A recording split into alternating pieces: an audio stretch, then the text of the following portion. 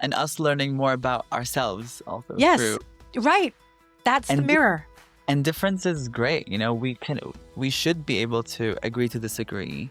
We shouldn't get to a point in life where it's us versus them, because if we do reach that point, then we are again at an inflection point. If we can't seem to come to the table at a dinner table and just have a civil discussion with one another, I always see what happens at home and at the dinner table as a microcosm of what happens in society writ large, right?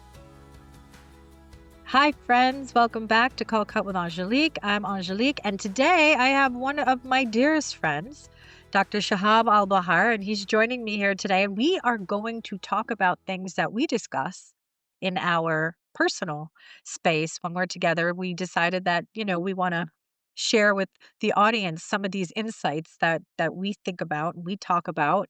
This is why I like the conversations with friends, because we can go a little bit deeper onto some social and societal issues that are affecting people. So, Shahab, my dear friend, thank you so much for being on Call Cut with Angelique. Thank you for having me. So, let's get right into it. One of the things that we talk about a lot is self-esteem and right and body dysmorphia and the way we look and in fairness, we are living in a time where people are really, really obsessed with the physical avatar, Mhm. right? Men and women. It's not just women, right? Um, and you were saying something to me not too long ago about scrolling through social media and you saw this photograph. And I thought it was real, but you told me it was AI and you were right. And it was a guy that I agree was almost like a perfect looking specimen of human. And you said something super interesting about that. So, I would love for you to share with the audience how you felt when you first saw that. It was definitely an AI generated persona, to say the least, and it had an entire profile dedicated to that one fabricated person with plenty of, they weren't reels, but they were moving almost like a boomerang. Yeah. Remember that? Filter, the boomerang, or not filter, option, whatever it is. Yeah. And, so you're almost compelled to believe that this is a real person because you're scrolling down the profile and the A the AI generated a very duplicative person over and over again. I didn't even think it could achieve that, right?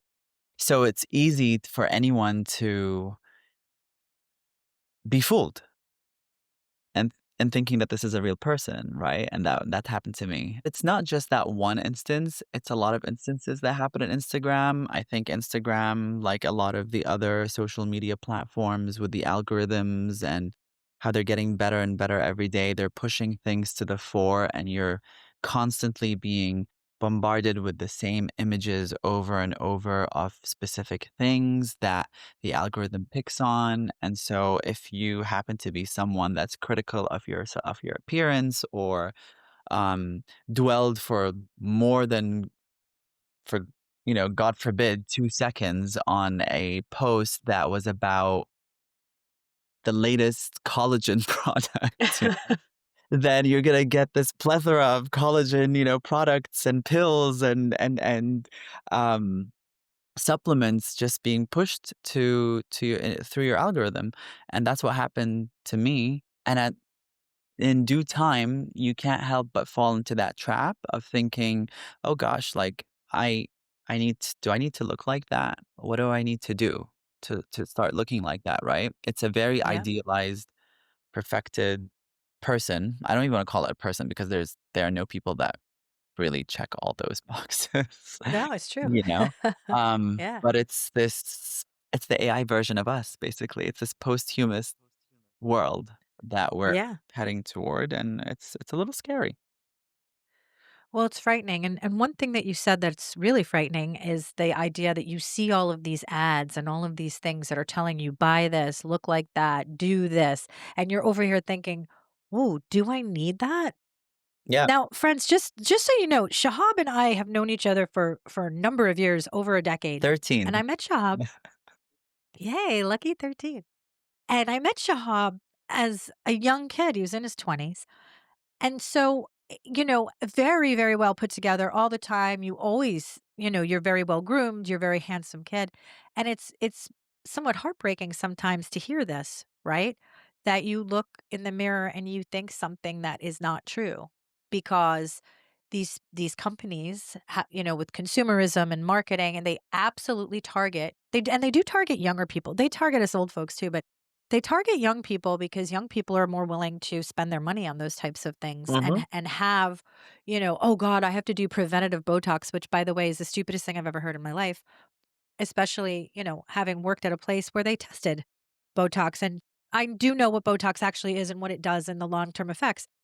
But people buy into this and they truly believe it and they think that how they look, and I'm guilty of this too, as you well know. I go, every 5 minutes like, "Oh, wow, I gotta pick it up and pick it up and pick it up," and put it back. But at some point, it's like we're comparing ourselves to something that isn't real, Right.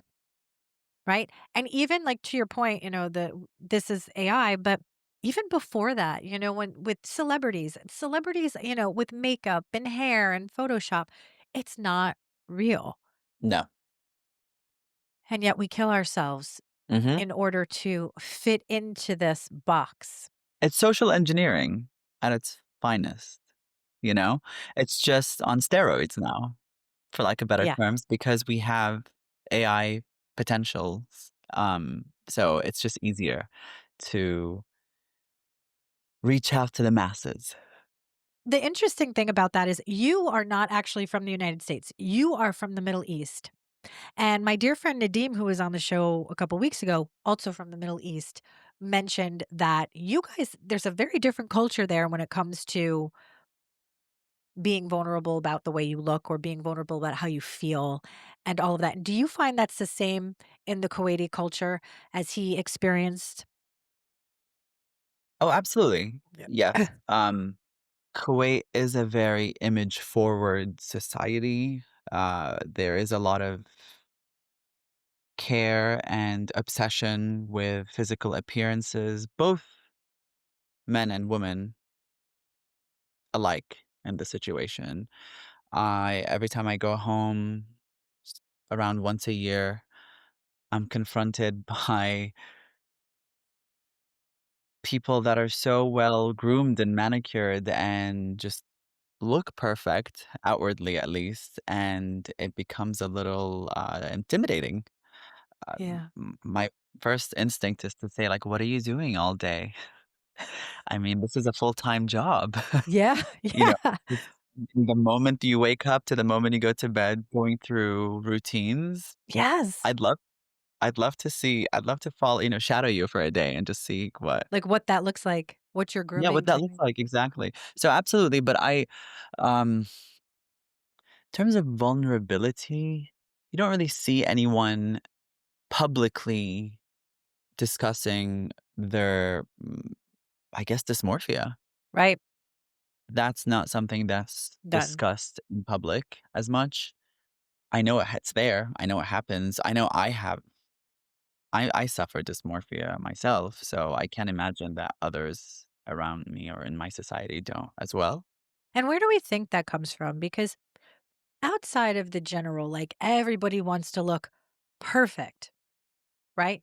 But I look at you and I don't see an issue, right? I mean it. Okay. I mean it. I'm like, "Oh, okay. This is a good-looking guy, well groomed, well put together, well spoken, all the rest of it." But that's not what you see, Hmm. right? Yeah, absolutely not. No, I see something completely different when I look in the mirror, which I try to avoid as much as I can, but, I have to confront the mirror every morning and every night. Gotta brush my teeth and, get through my morning routine. Yeah. It's different because you're seeing yourself one day after the next, and if you're someone like me that thinks too much ahead in terms of the future, then I can't help but see myself or visualize myself aging too.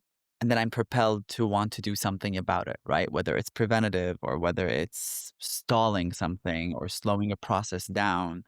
Um, yeah, the thing with the human race or human species, I should say, is that an individual never really gets to see their true self from a physical standpoint. We are always confronting a reflection of ourselves, right? Like the only way I'll be able to perceive myself the way you perceive me is if I could physically step out of my being and into your shoes or anyone else's and look at myself from the outside.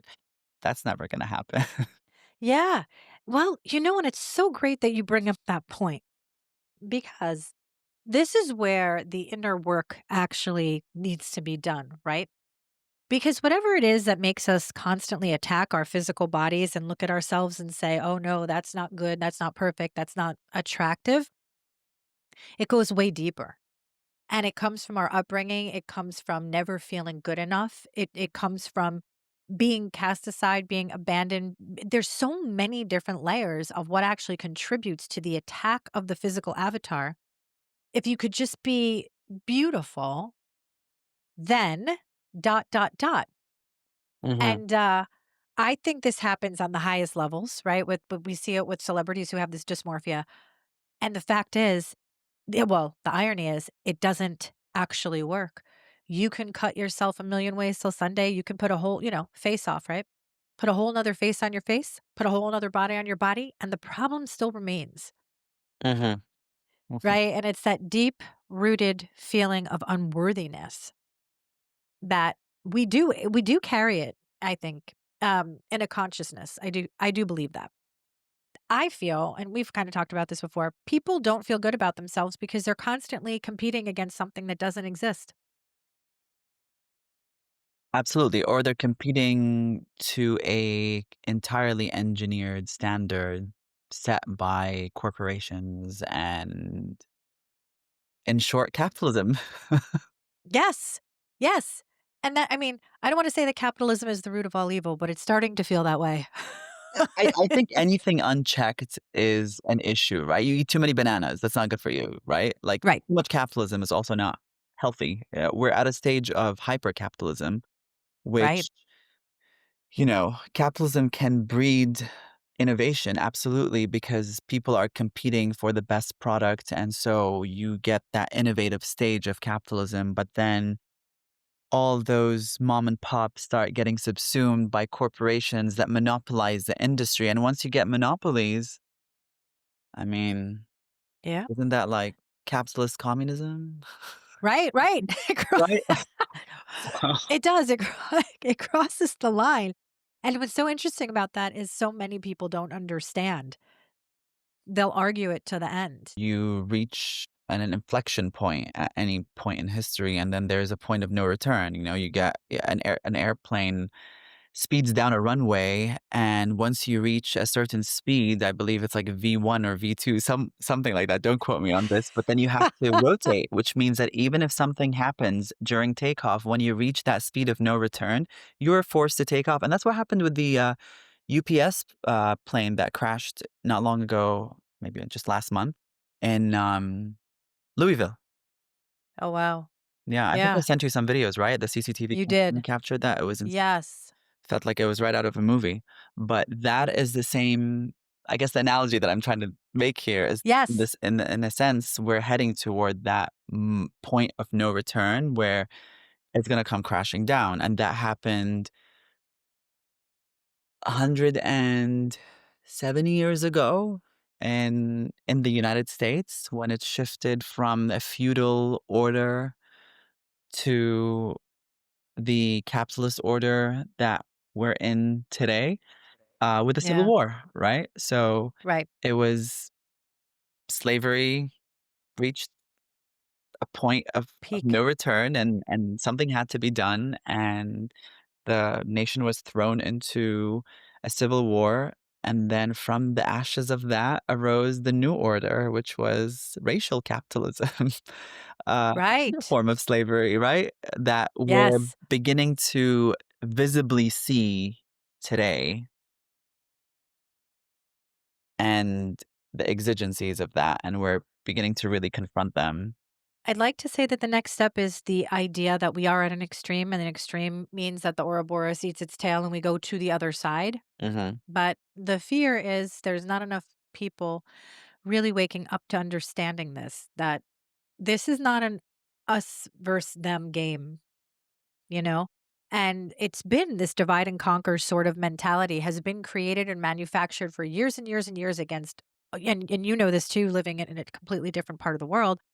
I'm sorry, growing up in a completely different part of the world. But this game is played everywhere. Humans are pitted against humans in order to control them so that that whatever regime can go and take over, and the regimes rise and they fall and they rise and they fall, Yeah. and the same thing keeps happening is rather than unifying together and saying cut it out, we're not going to have these games, we go at each other. We go at ourselves. Because you know, what's really cool about what you said in the beginning is when we don't like ourselves or the way we look, or we're constantly self-critical, we are also projecting criticism into the world. We can't help it because we are all, you know, we're in that cycle.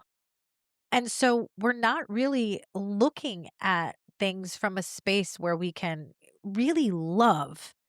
Right? Which is why everybody says you gotta love yourself, you gotta find that self-love, and that's a journey, and it takes a long time. Right. And I do think a lot of people feel this way. They feel alone. They can see all the chaos happening in the world, the wars, the division, the self-hate, the narcissism, all of it, the consumerism. And they feel lost, they feel lonely, they feel depressed, and they're like, "Let me pop a Xanax, jump in, you know, get in my bed and decide, 'Fuck it, I'm not gonna think about it for a while.'" Um But the fact is, it has been going on far longer than we think. Mhm. And we are at that critical point, I think, where we need to start thinking, what do we do about it? Right? Instead of constantly highlighting that it's there, it's like okay, we know it's there. What do we do about it? How do we start changing our consciousness? How do we start stepping up for those who don't have a voice? That's where I think we're at, that critical kind of place. um, I do think the US is going to fall in the way it's gonna have to. Just in the way we've come to know it, I don't think it's ever gonna be the same. Just like the empires before the United States, be it the British Empire fell in a similar way. In order for a new empire to be born, it has to be born amid, an environment, a geopolitical climate of lawlessness. Long behold, we are in that phase, in that stage in life of utter chaos and lawlessness, and it feels like reality is inverted. We have people shopping for luxury items and goods and being concerned about saving the cat that's stuck in the tree and been stuck in the tree for the past 3 days, and, "Oh, no, what are we gonna do about this?" And that story makes headline news, and then, like, halfway across the world, you have kids being massacred and slaughtered, for absolutely no reason. And it's the same people that turn a blind eye to that are the people that are invested in the cat's narrative, right? So we don't have our bearings straight, and we don't have our priorities No. figured. I think what you're talking about is a morality code, and Yes. yeah, and a lot of people do not. I don't wanna say they don't have one, they're not in touch with it. And there's a real narrative, Shahab, that goes on where people say, "If it's not happening to me." Yet is what I wanna say. Yes, that's Yeah, right. and It's always it yet. doesn't out of sight, out of mind is the Yes. mentality, right? But, you can't be out of sight, out of mind in the world that we live in. We are way too interconnected. Everything is implicated in everything pretty much. Yes. That isolationist mindset does not work as much as you feel like it might in trying to protect your own sanctity, serenity, peace, whatever you want to call it. It will come haunting you because there is a long history of intervention, of meddling, of, people say, yeah, during the colonial era. What do you mean during the colonial era? It wasn't a past tense. It's ongoing, Yeah. right? Um, Yes. colonization is not just land grabs and pillaging of resources and whatnot. It's also a wielding over how people's mindsets are and how the way we think, right? Yes. That is true liberation is here. Like you have to liberate your mind from what you believe is or what you've normalized as truth, Yeah. right? And that's why I really, really love history.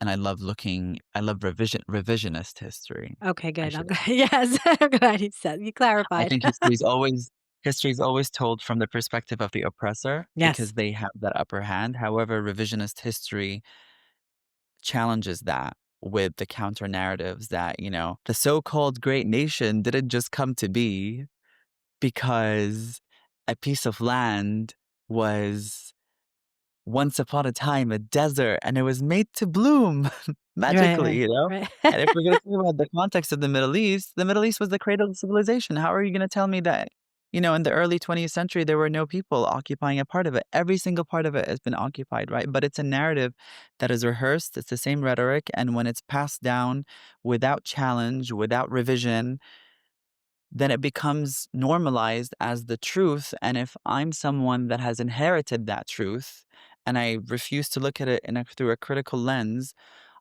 I grow up and I hit 80, let's say, and someone challenges that truth, most likely someone from a younger generation.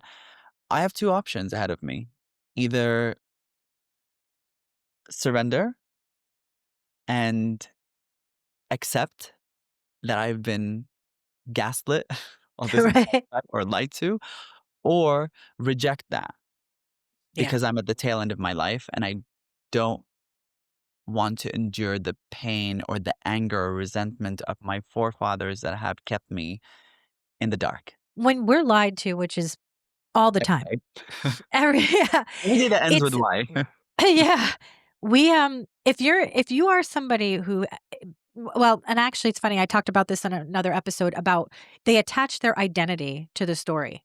So if you believe the story and you attach your identity to that story, it is really hard to let go of that story and to take on a different narrative because that means you have to look at yourself very differently. You have to look at Right. your life very differently. And not many people are equipped for that. It's not even that they can't. They're not equipped for it. It's a huge, for lack of a better word, it's a mind fuck. And it really is like going into somebody and fracturing their consciousness because they are 100% believing one thing. And now you're going to skew them off and be like, no, this is actually it. No.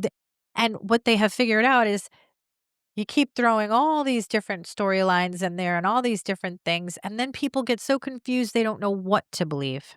Mhm. Right. And then you have more fighting because one person says, no, it's this. And the other person says, no, it's that. And, there's so much fuckery that we can't get a hold of ourselves. We can't get a moment to be like, all right, wait, who stands to gain from this story? That's the first thing I would tell people constantly. When you hear a narrative, who stands to gain from this? The muscle that needs to be strengthened is self love, critical thinking, and to question everything.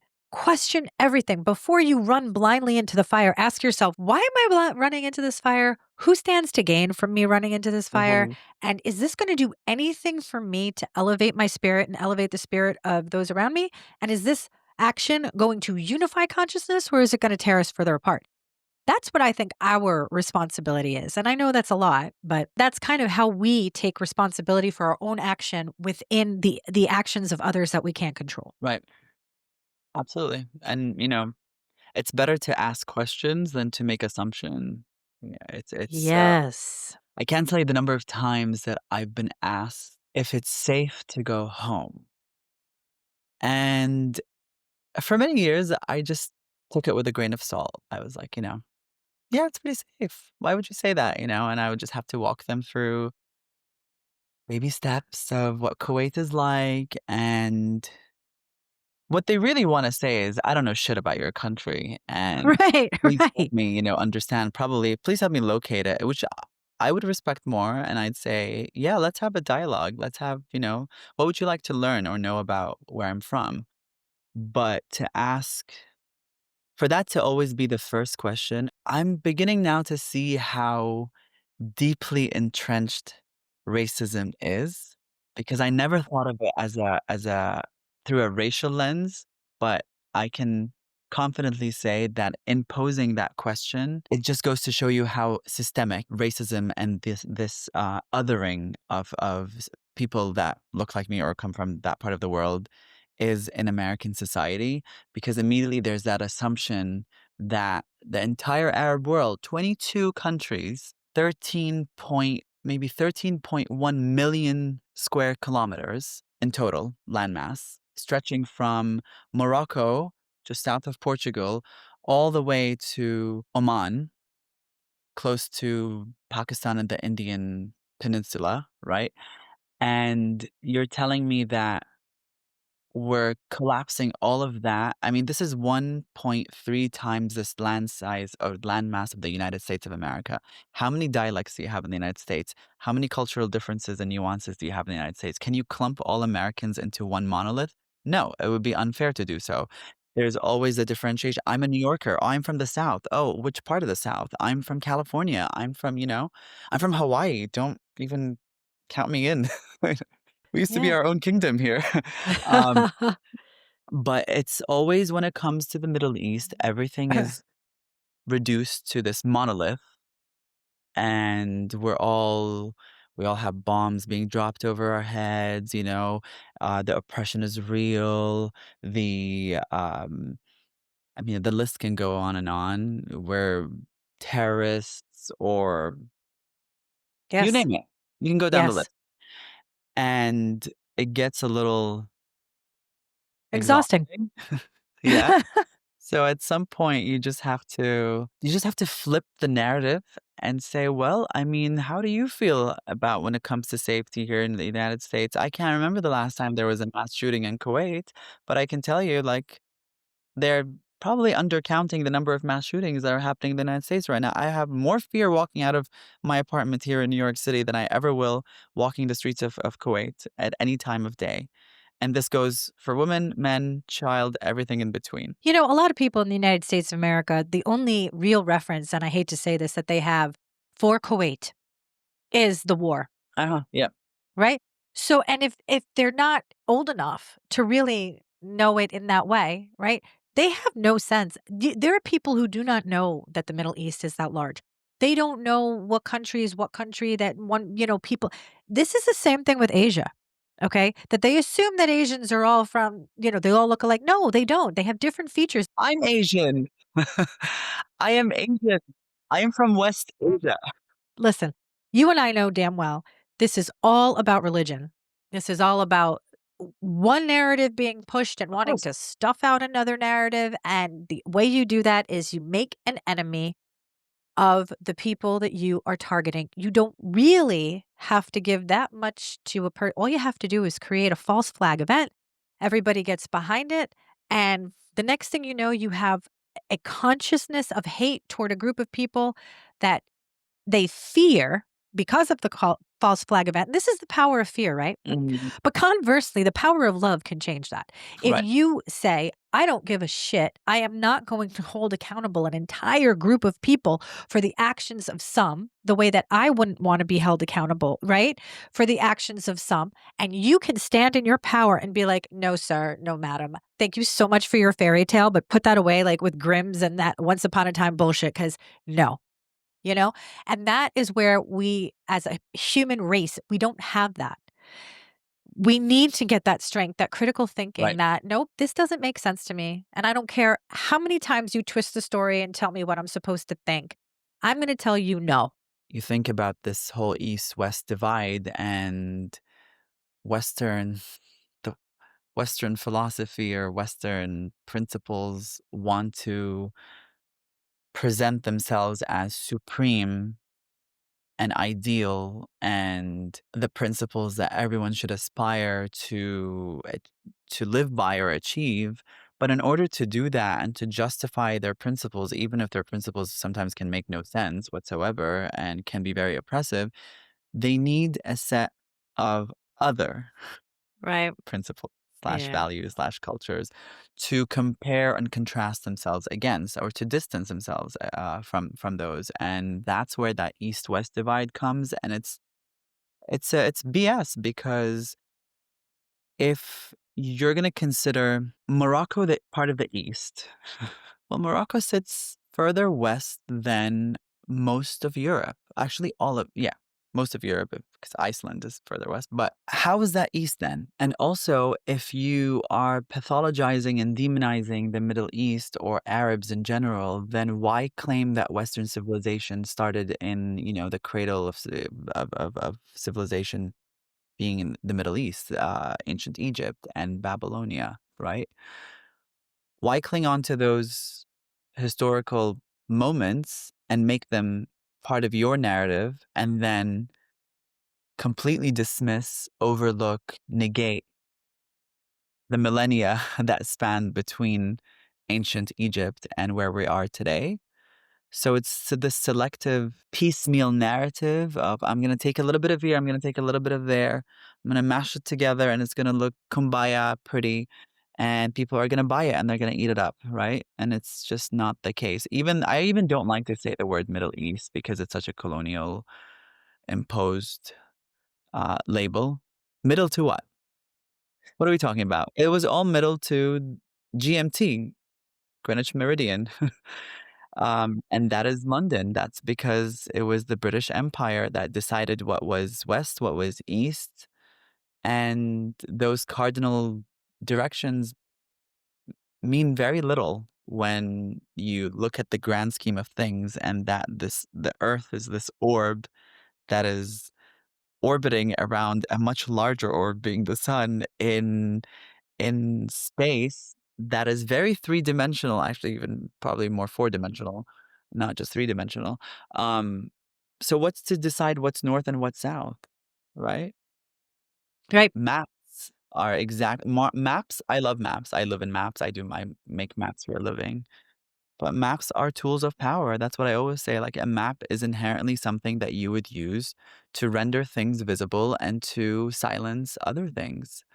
And because a map is an abstraction of real world, right? So you can't really capture everything on a map, and there's a distortion inherently in scale and in projection, because it's just impossible to unroll the Earth Right. as it is from a geometric perspective. So just based on the typical um, Mercator projection that we see on a regular basis, it makes Greenland look 3 times the size of Australia. Meanwhile, Australia is much larger than Greenland, and Africa, a huge continent, looks squashed. And it's a display of power through visualization. It has a lot of influence and impact. Yeah. Really well said, Shahab, because a lot of people have been coming to this realization about maps, and they're finding that they're discovering maps that do not look like maps that we have today. And there's other lands, and God, I'm not even going to get into the ice wall and people saying that there's like whole other like a whole other earth behind the ice wall. I wanna hear about that Oh, it's awesome. later. It speaks to illusion, Mhm. right? And it speaks to what we've been talking about this whole time is whoever is in control gets to decide. We miss a lot of information. We miss a lot of things.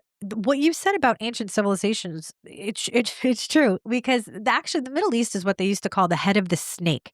If you look at the way the earth has a kundalini, just the way we have a kundalini, but because she's round, and she is round. I'm so sorry, flat earthers, but she's round, and I could prove this. I don't need space to prove this. This is a geometry thing, and the sixth dimension is the realm of geometry. And spheres are actually how you make things. Like, your whole body is a bunch of spheres put together. It's a sphere thing, and I just apologize for anyone who's going to throw some hate at me, but here we are.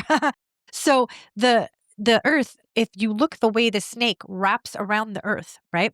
The head of the snake is right in the Middle East.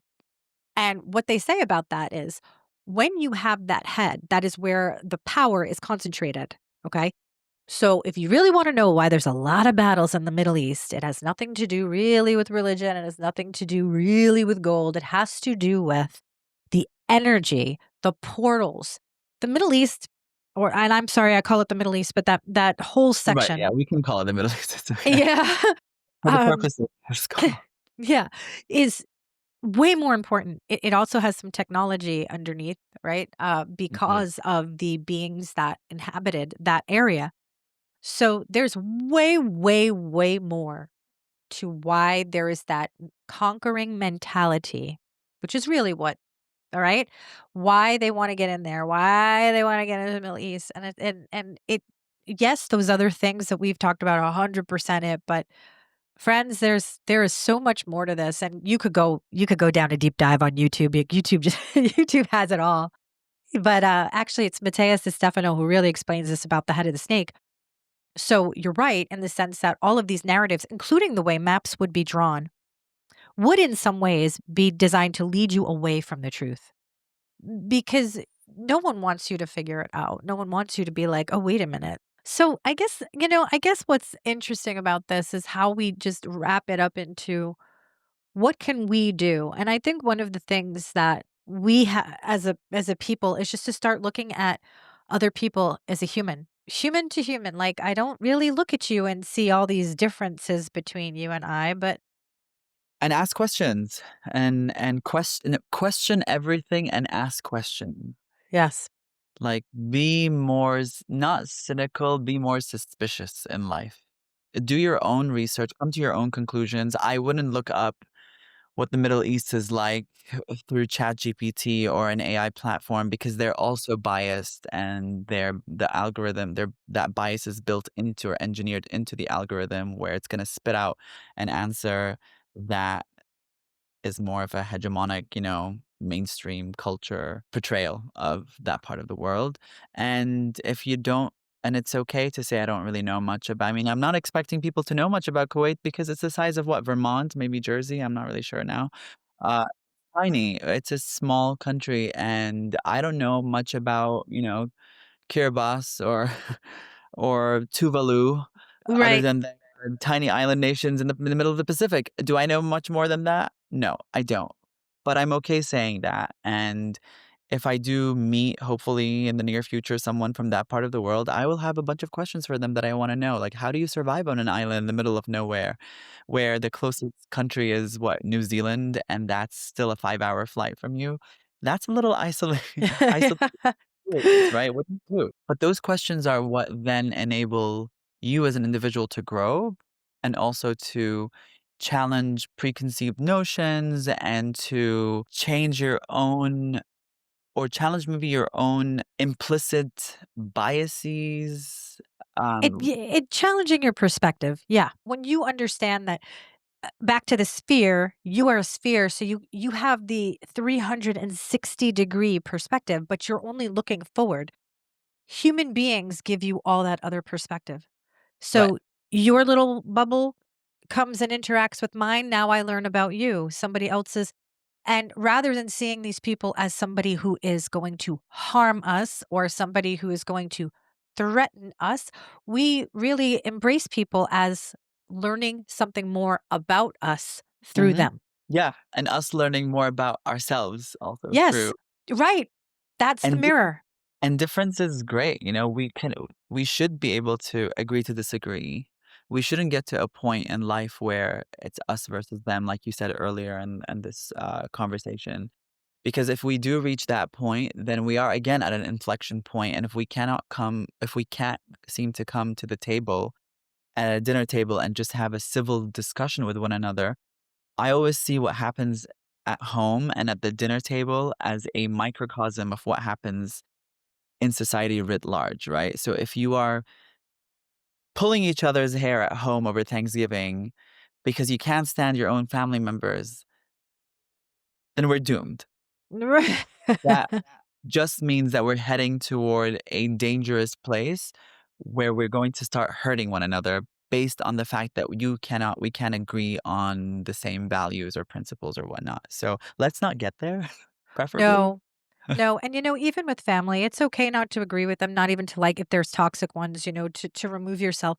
But to your point, the more the tribal kind of consciousness moves away and we become more isolated, whether it be through technology, whether it be because the core family unit is being torn apart, the more doomed we actually are. That's 100%. When you pull people out of their tribes, they're easier to control. So we want to push back in to a global tribe, basically saying like we are the human The human race. tribe. Yes, and we may look different. We're supposed to look different, but we got each other's back. We're Mhm. supposed to have different consciousness. We're supposed to be able to do different things. And if, the best teams that you ever put together are the teams where you utilize everybody's skill. And you don't go find the team that has all the same skill. You find people who have multiple skills so that you can bring them together in this beautiful unified team and that all of their skill sets are going to create something beautiful. Right. That's what we need to do. We need to create the fifth dimension, heaven on earth, by taking all of our perspectives and marrying them and saying, I love you, you love me. Like we are all one. So Mhm. this was fantastic, Shahab. Amen. Thank you. Yeah, thank No, you so amen. much. This was a great conversation, and I think people will really enjoy it. Where can people contact you, if they wanna get in touch with you outside of the podcast? Oh, yeah, absolutely. Feel free to reach out on LinkedIn or by email. My LinkedIn is my first and last name. I don't know if they'll be able to see it on the screen or not, but I'll just spell it out. It's ShahabAlBahar. First and last name at gmail.com. And that's also my LinkedIn profile. Awesome. Well, thank you, my friend. This was so wonderful, and hopefully we'll have you back and we'll discuss more of the world. Oh, I'd love to come back. Thank you so much for having me. Thank you so much for joining me on Call Cut with Angelique. New episodes drop every Friday. If you like this content, please subscribe, like, share with your friends. And remember, folks, no matter what life gives you, you must always keep shining.